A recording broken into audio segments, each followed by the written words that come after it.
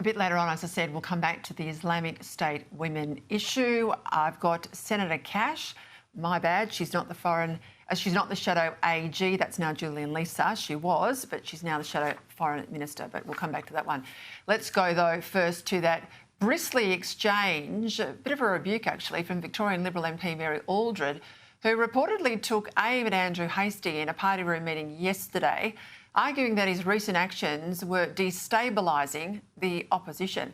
Now, Mary's a good friend of mine. She's a friend of the program, but I'm not so sure her aim was directed in the right direction here. I think some other colleagues are the ones that are causing the problems. Joining me now to discuss this, Sky News contributor Jamie Rogers and the Liberal member for the seat of Barker, Tony Pasin. Well, Tony, everyone's entitled to their opinions, and as I say, I've got a lot of time for Mary Aldred, but this was precipitated by Susan Lee writing to Andrew Hastie 5 months after he has been dealing with immigration in that portfolio of Home Affairs to strip it away from him. Rightly, he says, I can't serve with integrity if I haven't got the whole portfolio. I really care about that issue. He did the honourable thing and resigned, and then somehow he turns up to the meeting on the Tuesday and he's the one who's caused this fracas. And you and I both know when there's leaks about Conservatives, they don't come from Conservatives, it's the moderates who are making the trouble for their leader, not the Conservatives. You tell me if I'm wrong.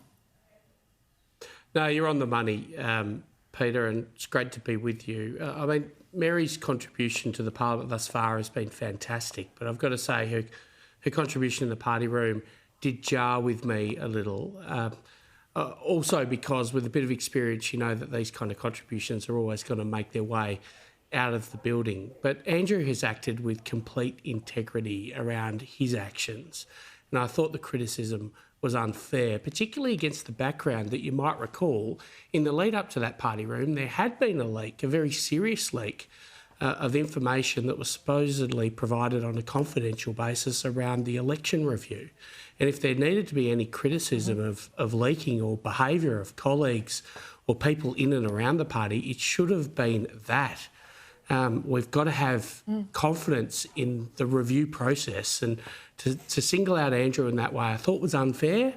And also I think it's a lesson that if you've got an issue with a colleague like that, probably best to have those discussions one-on-one rather than in a party room, which is effectively hot mic to the Fourth Estate, let's face it.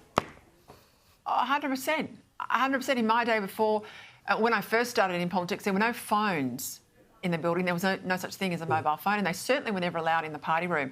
The moment the phones were allowed in the party room a number of years ago, I think it's ended the function of that room as a free and honest exchange. And I have to say, Jamie, I mean, you've been a candidate for the Liberals. We as Liberal supporters and Australians, debating all these big issues like immigration, like net zero, we want them to stop bitching and moaning behind closed doors, if I'm frank, and take these debates, policy debates, debates about substance, out in the public domain. And instead of shutting down someone like Andrew Hastie for an alternative view, please, Liberals, do what you've done before in your history in the past, thrash these things out so Australians can come with you on the journey, they can buy into your thinking, they can have their say, and hopefully we get a contest then between Labor, who are sending us down to hell in a handcart, and the coalition, who's going to say we've got a better plan for the future. Wouldn't that be nice? You're absolutely spot on there, Peter. My phone is constantly blowing up with text messages from frustrated Liberal supporters every time a story is leaked. I think that issues need to stay within the party room. They should not be leaked for factional gain. And I think Jacinta Nampijinpa-Price was spot on this morning on 2GB when she said she's written a letter to the leader in Susan Lee to say that these leaks have got to stop because it's making the Liberals look like a clown show. To your point, it is so important that we have a strong opposition. We need the Liberals to not be Labor light. We need them to be extremely different to what Labor are offering and just be strong so that they can hold this woeful Labor government to account and highlight their failures. That is their job, and that is what is so important right now. Enough of the infighting, enough of the leaks. Just focus on the Australian people and holding this Labor government to account. Tony, I discussed the Optus issues and the outage of 000 at the top of the program with Cam Redhead, but given you have a very big regional seat and a lot of areas that are actually quite remote, I mean, I always go to people living in a regional Australia because if you're on a farm and every farm is an industrial site, terrible accidents can happen really quickly. You need to get onto the ambulance, you need to call 000 or, you might need other support. You've got all the issues anyway with my mobile phone coverage. How's this playing out in your community? Well, people across my electorate are very interested around these failures because it's the kind of failure we live with daily, Peter.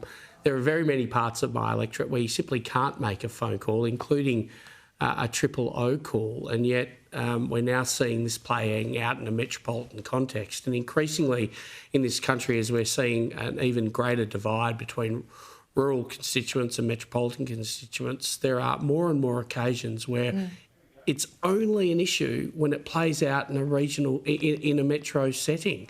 Now, that was the case with the algal bloom in South Australia. It's often the case with drought. The recent drought in South Australia was only really an issue when it came close to metropolitan Adelaide. And it's been fascinating to watch these failures play out and how critical everyone understands the need to be able to make a 000 call.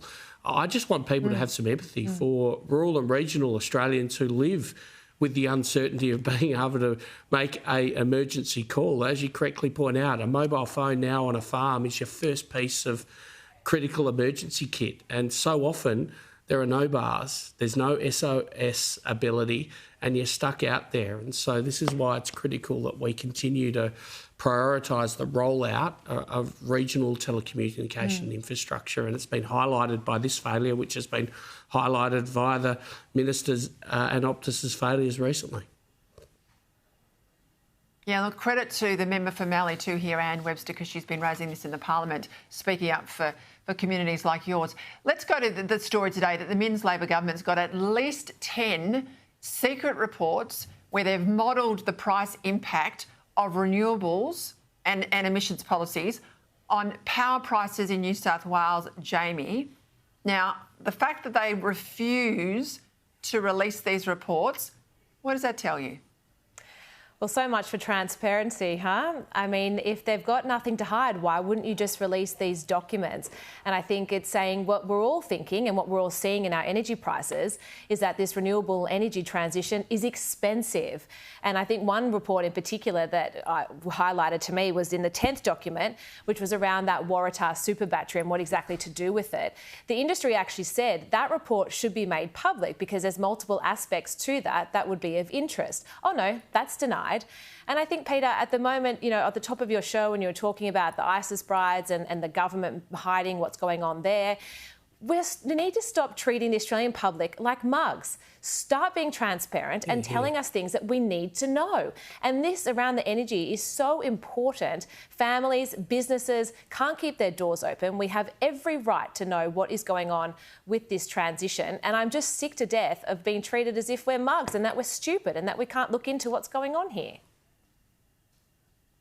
And we're treated like the ATM too. Don't forget today, $600 million of taxpayers' money has been put forward to bail out Glencore, and I support the smelters staying open, but I tell you what, Australians need to know exactly what's causing this problem, and we all know it's a government that's out of its depth in terms of managing this transition. I'll leave it there. Thank you, Tony, and particularly you for giving us a straight answer rather than the usual police speak on the question of party room leaking, which I think everyone's frustrated with. I'll leave it there.